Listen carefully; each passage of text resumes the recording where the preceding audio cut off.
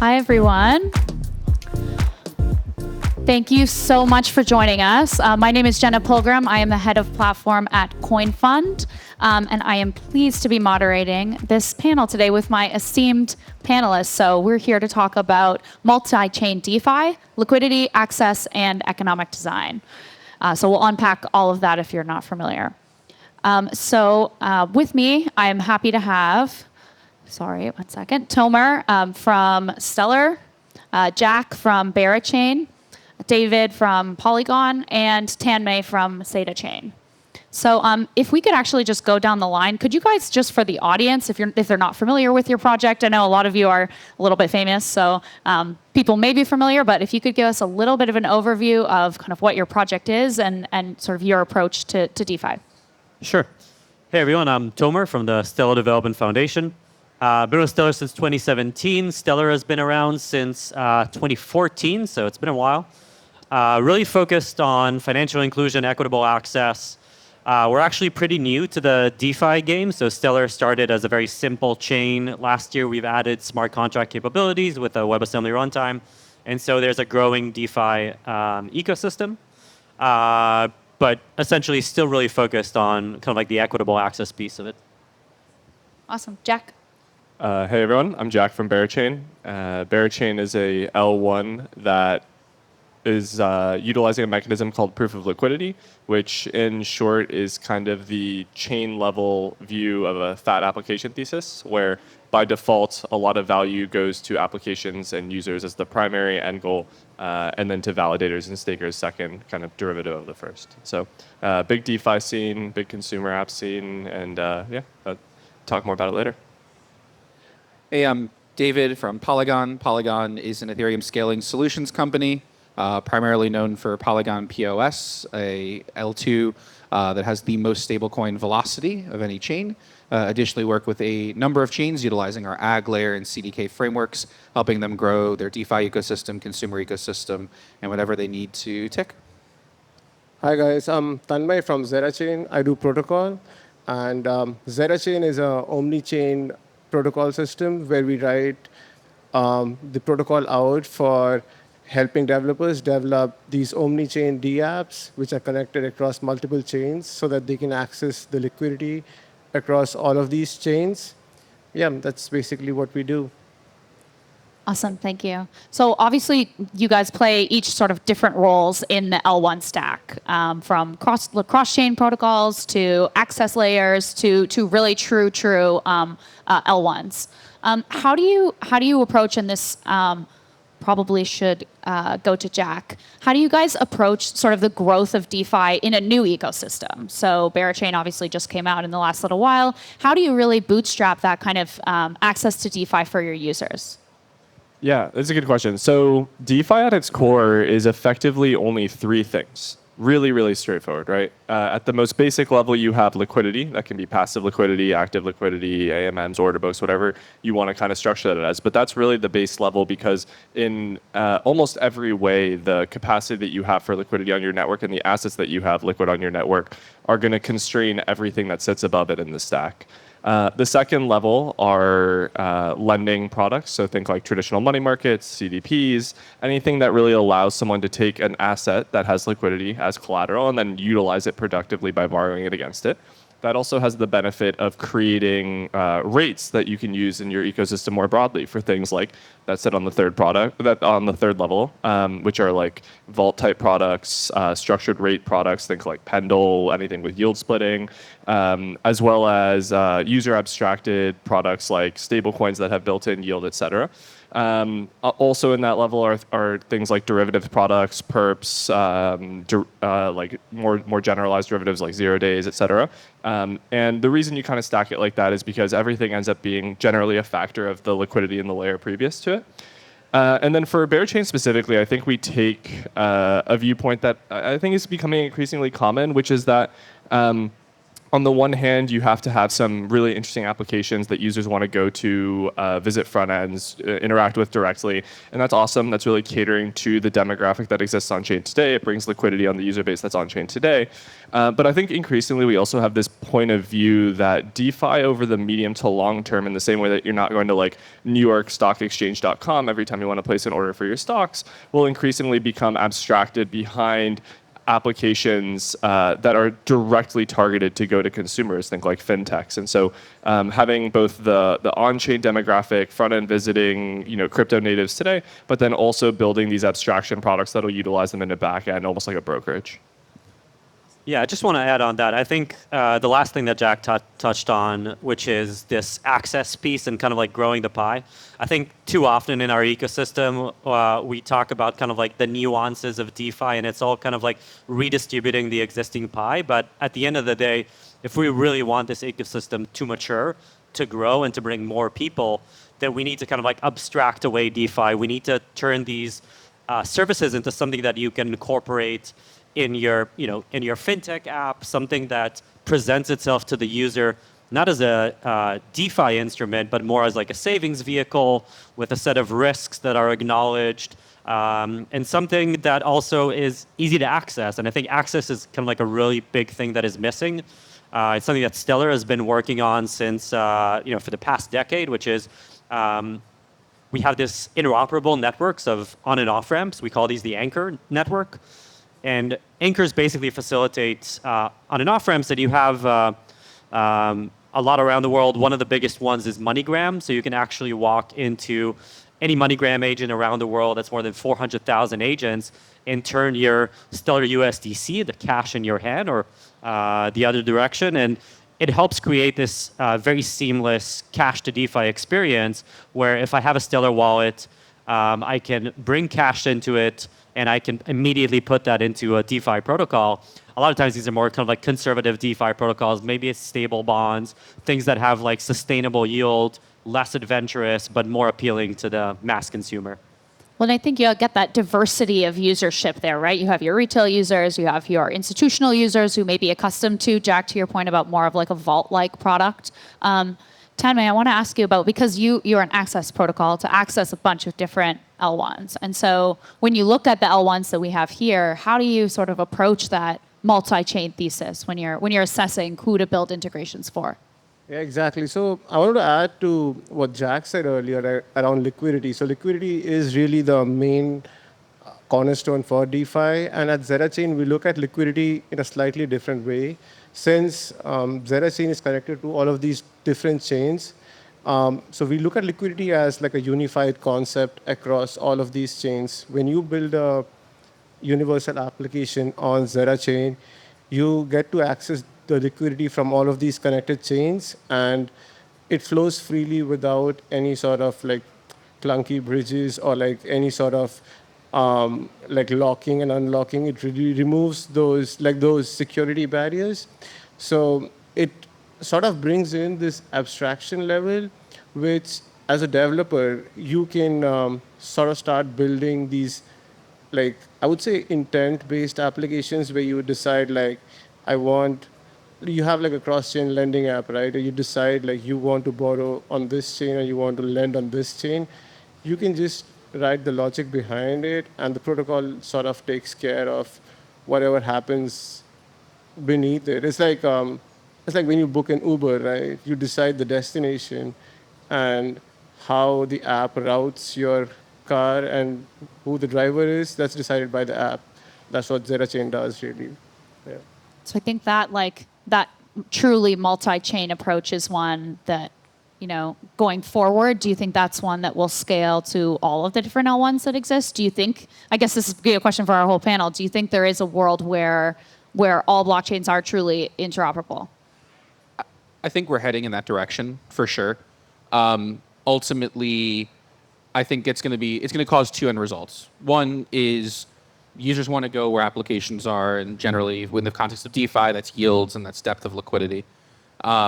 Not all chains are going to be that winning thing. Ultimately, Polygon definitely, when we work with all the chains, we we work in support with, we have the strong held belief that chains need to specialize. There needs to be a distinct purpose for what you are as a chain, that generalized block space is becoming a commodity and is going to be a race to zero. But specialized block space is where we need to see things going forward. There's going to be a small number of DeFi chains. There's going to be a small number of RWA or payments chains. There will be a number of NFT chains, but the general purpose chain of I can just launch an L2 is kind of dying. And so, yes, we will see interoperability, but less so of I'm trying to touch everywhere versus I'm an application builder and I'm going to pick specific applications across a certain subset of networks to build the best end user experience.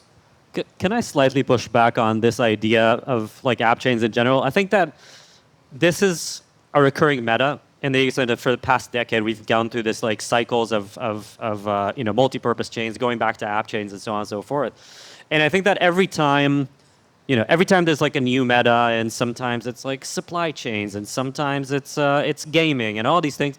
At the end of the day, we keep coming back to tokens, RWAs, DeFi, and it's like, are we actually like, what are these specialized chains? Are we gonna wake up tomorrow morning? There's gonna be like this new use case that no one has thought about. I don't think it's necessarily a new use case that people haven't thought about, but I can look at like examples that we see today. We've seen a proliferation of chains trying unique theses. So just looking on top of base different L3s, you have Blackbird that's doing restaurant reservations and points on its own isolated ecosystem, where it's probably a better fit there, where they can do various things like application-specific sequencing and other features that help them succeed. On Polygon alone, I can say that like there's a lot of capacity for payments. Probably makes sense for Polymarket at some point to be its own chain. There's a tremendous amount of transactions, and they don't need to be in a generalized block space where they can get their own capacity. I would say that if blockchains had unlimited capacity, then yes, we could have this generalized purpose thesis, but ultimately people are going to want to customize. We have more tools than ever to allow that to be accomplished. But I think from from an application perspective, Yeah. you build like companies like Blackbird, to use your example, they built an application for restaurants. At the end of the day, if they want to be able to raise more money or they want to be able to get access to more new communities, they're either going to need to pick an L1 and get access from there, or they're going to need to build their own blockchain. And then at some point, we saw this happen with Pudgy Penguins now launching Abstract. Abstract is a general purpose blockchain, and they're a penguin company. Like, I would say Abstract might be general purpose in terms of like its stock EVM, but they're very much taking a consumer focused tilt as to what they're incentivizing on it. Tomer, did you want to add something there? No. Yeah, I mean, I want to look at liquidity and the applications itself as like two different things. So right now, when we consider like these interoperable blockchains, we are looking at these chains which are doing these specific things, but it doesn't necessarily have to be that way. Like you could have liquidity concentrated on one chain. It's like lately, Bitcoin is turning out to be like an anchor peg where you get all of these liquidity locked in Bitcoin, but then you can then use the Bitcoin or the wrap tokens in other DeFi applications and access the DeFi existing on Ethereum on like different chains. So, yeah. So I want to double tap on that for a second. You're talking about wrap tokens, about sort of how you retain users. Do we think that this just becomes an incentive game? Is it just an incentive competition as to who can pay developers to build on their chain more so? Or how much of it is attributed to economic design versus marketing? I don't necessarily feel that it's an incentive game, because when you are transferring liquidity across these different chains, the users are really free to move around and figure out like which chain works the best for them. Even for the developers, like whichever chain works best for them, they just don't have to worry about where the liquidity is coming from. Anyone else want to take on incentives versus economic design versus marketing? Yeah, look, the incentive game is a terrible game, and I wish our ecosystem would stop playing it in general. It's also definitely a kind of like a reshuffling the current pie, not growing the pie game. At the end of the day, I do think that when we'll see real adoption coming in with these type of kind of like use case wallets in specific areas that give users access to financial services that they don't have access to. If you're a developer of a wallet like that, you can't play the incentives game. You need to put your users towards, a sustainable source of yield, something that, doesn't require them to, frantically jump around between incentive games? I think there's like a clear delineation here that doesn't actually exist, right? Like everyone's like incentive games or economics or marketing or any of these other things, right? Like Berachain doesn't really do grants, but that doesn't mean that there aren't incentives, right? Any good economic mechanism in DeFi and crypto broadly can create incentives from the mechanism design itself, right? Like the super simple example of that probably almost everyone in this room is familiar with is like Athena, right? You separate out roles and responsibilities for the protocol into a stable coin and into a yield-bearing stable, such that the total supply is earning yield, but only some portion of the users actually have claims to that yield.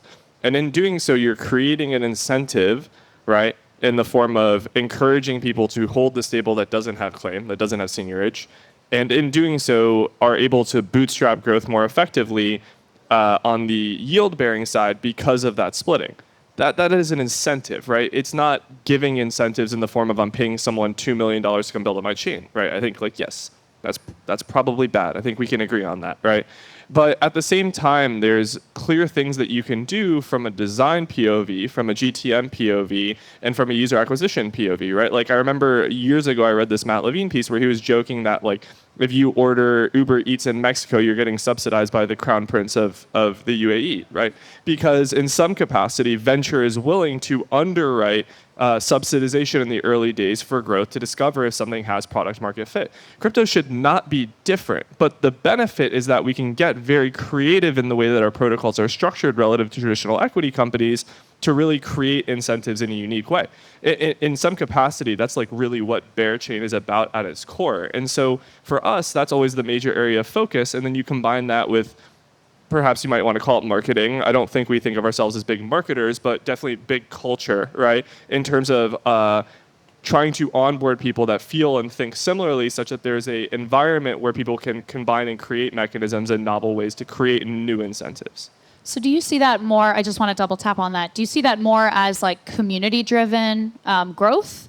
Or do you, sometimes marketing can be a scary word, so we could replace it with the word growth because that's the same. And I agree, working at a VC, we do underwrite a certain amount of risk for, or not risk, but a certain amount of funds to be allocated to like, this is what we need to grow the network. And we're fine with the network not making a lot of money for the first couple of years. So I want to send this to either Polygon or Stellar, you guys can pick. But once you get out of that kind of honeymoon period of an L1, how do you make sure that those users stay? Or that those, like once the incentive mechanisms are different, they could be incentive design, they could be ingrained design, they could be, they could be built by the foundation, they could be supplemented by the foundation. How do you really retain that sort of user growth?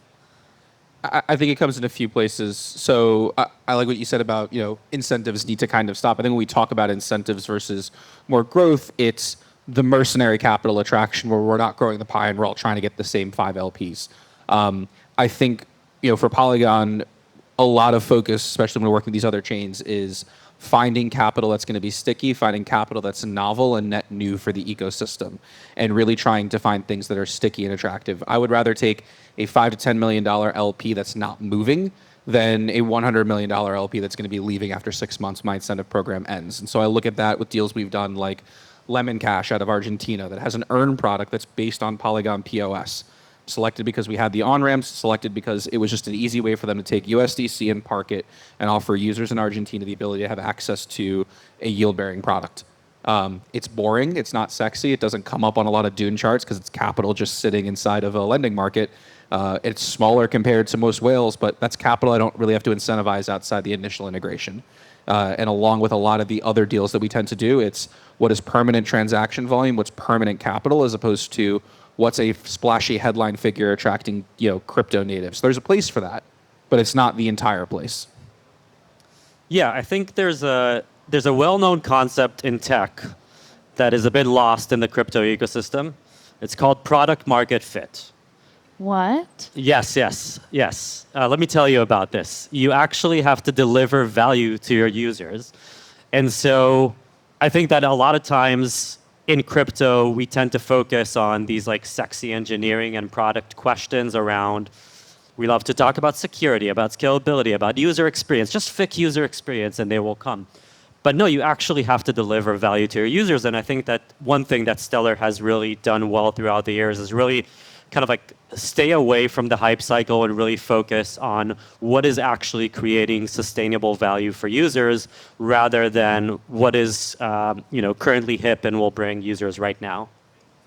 Yeah, definitely. So let's pivot to education for a second. Obviously, we can get really far into liquidity, into access control, into sort of incentive design, and all these complicated parts.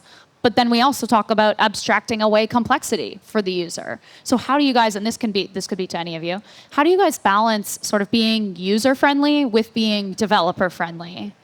And sort of that developer, like at some point, you do have to get in the weeds and say, this is what the design of my L1 is, and this is where all the uniqueness or differentiation lies. But sometimes you have to get into the nitty gritty to get there. So how do you sort of balance that conversation when you're approached by a new user or a new dev? So at ZeraChain, we try to balance both because there is a requirement for both sort of incentives. And so in terms of like being developer friendly, we have certain placeholders in place. We started developing something called like the ZeraChain toolkit, which is friendly, like a toolkit which allows developers to have these ready-made functions which they can use as modules to build out these cross-chain dApps. So they can be up and starting in like in the matter of like days or weeks. We also have some token standards which we have laid down for the omni-chain tokens and even for NFTs, which are easy to transport across these connected chains.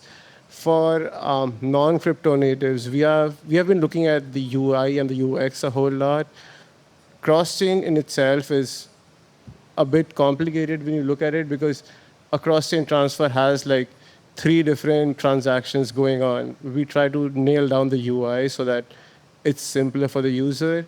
They can see like one transaction hash, and then that connects to all of these other things. But some of these things have really helped, especially like the UI aspect on bringing in the new users. So that's something that has worked for us. Sure. Whatever. Yeah, I would say for us at Polygon, we've kind of split it into 2 different arms. We have our arms that sell pretty directly to end developers, whether that's folks running a blockchain or blockchain developers themselves. And that's product suites that we have, like our chain development kit, CDK, actual like contract level programs like bridge and call, things to assist with cross-chain, pre-deploys for various different ERC20s, ERC721s, et cetera. We also have an entirely different side of our sales engineering team, which is focusing on more complete end-to-end products that we can plug into higher level customers. These are things like Vault Bridge, which allow for chains to have actual revenue streams from day one. These are things like the Internet Savings Account, which is a DeFi abstracted stablecoin account, which is powering the Lemon Cash example that I gave and other fintechs around the world to give them access to stablecoin yield.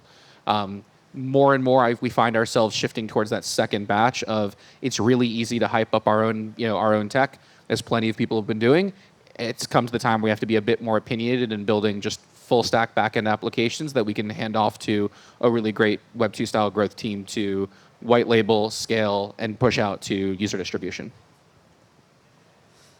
Yeah, I think one thing that I'll add on that, I don't necessarily think that like it is like this. It's not a dichotomy between like developer experience and user experience, but I do think from a very high level perspective, and it's also different between developers of like different parts of the stack. I think that smart contract developers, which we tend to talk about a lot. I think one thing that we work a lot with them is to understand that they are providing like a protocol and a service, and a lot of times I think historically. There's been a lot of focus on like their own front ends for these DeFi protocols, but the actual protein is in having others integrate with your protocol. So both catering to wallets, both catering to dApp developers, both catering to like other protocols as like building blocks. I think that's pretty big. So put an emphasis on that. So it's less about the UI that you build. It's more about the toolkit that you build. Because at the end of the day, as a protocol, you're a service builder. You're not an app builder. And so getting that mindset, I think, is super important. I agree with all of this. So then, so obviously this has introduced a lot of fragmentation, obviously.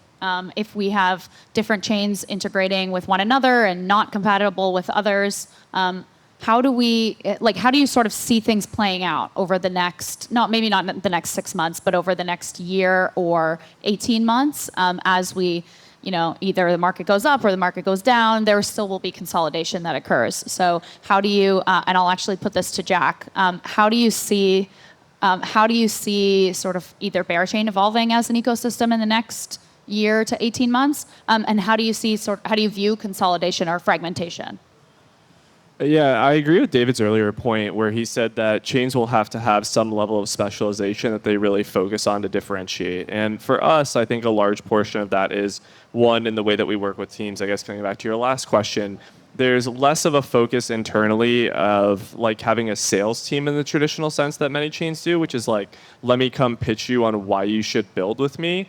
And for us, I feel like a lot of the time that we spend with teams is actually really focused on things like GTM, product design, figuring out how to actually approach things from that point of view. Also comes back to the incentives question where, the goal is to self-select into builders that want to be a part of the kind of culture that we built out, but also are looking for a kind of support that is more on the product side. And then specialization at the chain level, which is about like, what can you do differently than other chains? And for us specifically, I think the things that we've realized that we're really good at are one, liquidity acquisition in effective ways from a cost of capital point of view because of the proof of liquidity mechanism.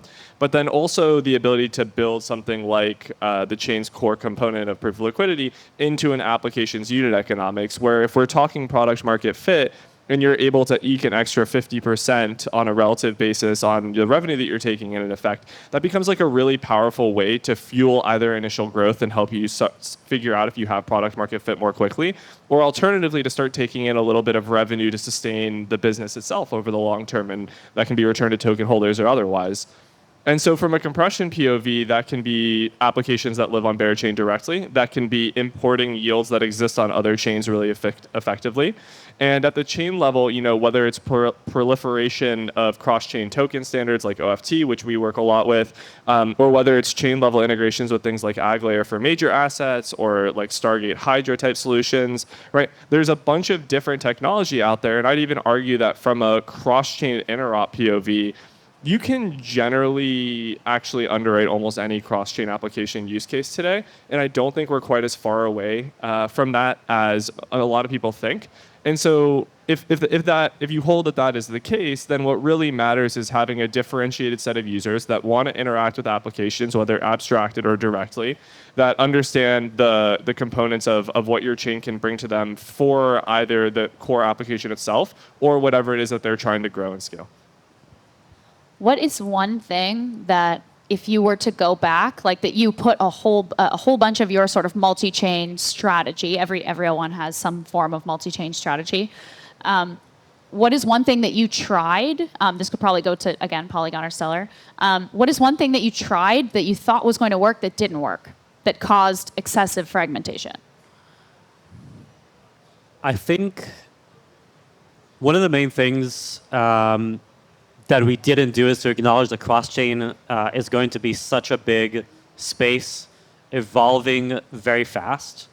And so the last thing you want to do is probably to pick winners.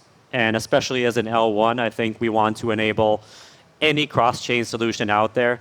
Like even if you look at a year ago versus now, cross-chain transfers have migrated from the retail perspective almost entirely to intent-based protocols.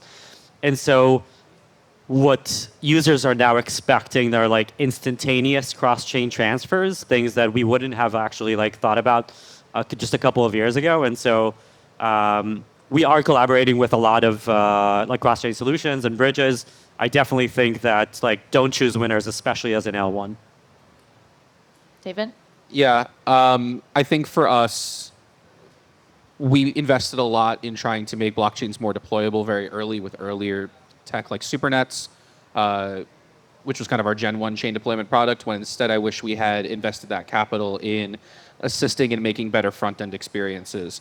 Well, I know we finally have EIP 7702 in EVM world, and equivalents are coming across other VMs. I think the lack of well-intentioned and competent front-end developers in the space has been shown for a number of years. It shouldn't have taken 7702 for us to figure out how to get rid of the approval modal. I think instead we could have spent that time building much better wallet experiences and the SDKs to allow for a proper experience. I think we missed 2 attempts at mass adoption, and I'm really hoping we get a shot at a third. Awesome. And I want to make sure we have some time for our hot takes. So each of the panelists were warned in advance that I was going to ask them for a hot take. So we're going to go down the line. We're going to start with Tomar. Give us a hot take right into the camera. What do you think is your hot take on multi-chain DeFi? Sure. My hot take this week, as it has been every week for the past 8 years, is that blockchain and DeFi are about equitable access and inclusion and democratizing financial access. Everything else is a distraction. Okay. Okay, I got out of here last minute, so I didn't know I'd have to be doing a hot take. My hot take first is I don't think that's a hot take. My hot take second is I think that a lot of the things that we hear talked about, like intent-based bridges, all these things are great, right? But heralding them as the be-all, end-all of cross-chain solutions is just like strictly wrong. Like your intent-based platforms, while they can optimize UX in the actual operational phase, are always going to be fundamentally a factor of the liquidity that you have in more traditional bridging solutions, as that's what actually determines the risk that the solver is taking on the intent-based side. And so intent-based solutions are great from a user-facing POV for those that are willing to take a little bit of higher fees, but at the end of the day, you really do still need traditional bridging solutions that handle cross-chain interop natively, like Layer 0 for OFTs, like Ag Layer for L2s and L1s now, and yeah. I think my DeFi-related hot take is that yield-bearing assets, if that yield is not coming from your ecosystem, can not be great for your chain.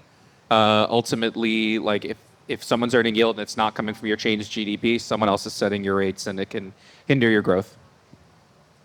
My hot take is that the future of decentralized finance is centralized.